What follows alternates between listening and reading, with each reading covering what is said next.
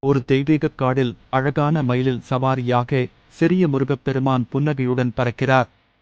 அவரது முகத்தில் இனிமையான சிரிப்பு. கையில் ஒரு சிறிய வேல் ஜொலிக்கிறது. சுற்றிலும் மலர்கள் மலர்ந்துள்ளன, பறவைகள் பாடுகின்றன. அப்போது வானில் கருமேகங்கள் சூழ்கின்றன. ஒரு கொடிய அசுரன் காடை அச்சுறுத்த வருகிறான். ஆனால் குட்டி முருகன் அஞ்சாமல் இருக்கிறார்.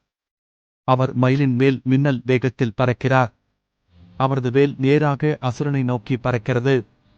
அசுரன் ஓர் நொடியில் மறைந்து விடுகிறான். காடு மீண்டும் மகிழ்ச்சியால் நிரம்புகிறது.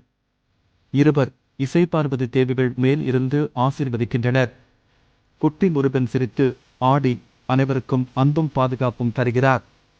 பின்னர் அவர் தங்கத் தாலாட்டில் திரும்பிச் செல்கிறார், அமைதி மற்றும் ஒளியுடன்.